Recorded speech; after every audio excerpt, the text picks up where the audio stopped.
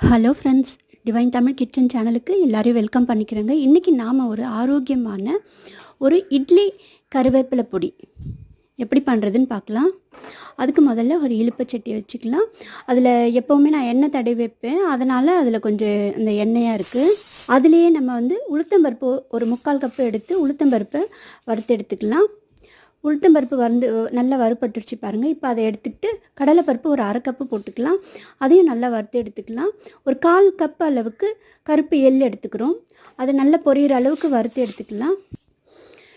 இதை நல்லா வறுத்து எடுத்துகிட்டு பாருங்கள், நல்லா பொரிஞ்சு வந்திருக்கு. இப்போ வறுத்து எடுத்துகிட்டு ஒரு 10 வரமிளகாய் நான் சேர்த்துருக்கேன். 1 ஸ்பூன் எண்ணெய்.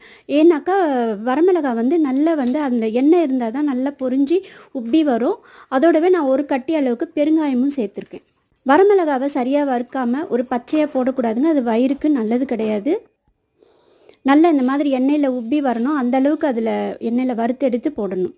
இப்போ நம்ம கருவேப்பிலை, இது ஒரு கட்டு கருவேப்பிலைங்க. இதை நல்லா வெயிலில் காய வச்சுருக்கேன்.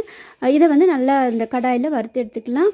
இது கொஞ்சமும் ஈரத்தன்மை இருக்கக்கூடாது. பாருங்கள், மொறுன்னு இருக்குது பாருங்கள். 1 ஸ்பூன் அளவுக்கு மிளகு சேர்த்துக்கிறேன். வரமிளகாவை கம்மி பண்ணிவிட்டு மிளகு சேர்த்துக்கலாங்க, அது உடம்புக்கும் நல்லது.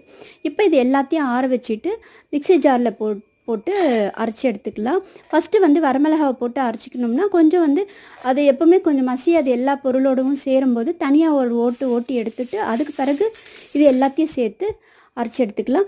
இப்போ திரும்பவும் கொஞ்சம் கல் உப்பு போட்டு திரும்ப ஒரு ஓட்டி எடுத்துக்கலாம். அவ்வளோதாங்க, சூப்பரான இட்லி கருவேப்பிலை பொடி ரெடி ஆகிடுதுங்க. இது சுட சுட ஆவி பறக்கிற இட்லி கூட இந்த கருவேப்பிலை பொடியை போட்டு கொஞ்சம் நல்லெண்ணெய் ஊற்றி சாப்பிட்டோம்னா ரொம்ப ரொம்ப டேஸ்டியாக இருக்குங்க. இந்த கருவேப்பிலை பொடியை ஒரு மாதத்துலேருந்து 1.5 மாதம் வர அளவுக்கு நம்ம ஸ்டோர் பண்ணி வைக்கணும். அதுக்கு மேலே நிறைய அரைச்சி வச்சு ஸ்டோர் பண்ணாதீங்க.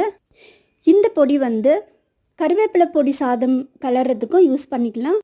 குழந்தைங்க மாசமாக இருக்கிறவங்க அவங்களுக்கெல்லாம் இந்த பொடியை சாதத்தில் ஒரு பிடி சாதம் அளவுக்கு தினமும் இதில் ஒரு ஸ்பூன் அளவுக்கு போட்டு நல்லெண்ணெயோ நெய்யோ விட்டு பிசைஞ்சு சாப்பிட்றது ரொம்ப ரொம்ப ஆரோக்கியம்.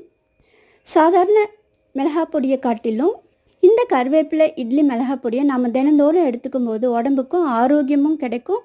நம்ம சுவையாகவும் சாப்பிட்லாம். இதை நல்லா எல்லாத்தையுமே தனித்தனியாக வறுத்து எடுத்துருக்கோம், உப்பு சேர்த்துருக்கோம். இது 1 மாதம் வரைக்கும் தாராளமாக கெட்டு போகாமல் இருக்குங்க. கருவேப்பிலையில் நிறைய அயன் சத்துக்கள் இருக்குங்க. அதுவும் இல்லாமல் நிறைய முடிக்கு நிறைய ஊட்டம் தரக்கூடிய நிறைய கண்டென்ட் இதில் இருக்குது.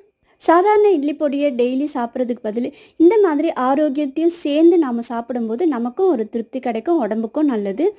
இந்த வீடியோ பிடிச்சிருந்தால் லைக் பண்ணுங்கள், ஷேர் பண்ணுங்கள், சப்ஸ்கிரைப் பண்ணுங்கள். தேங்க்யூ.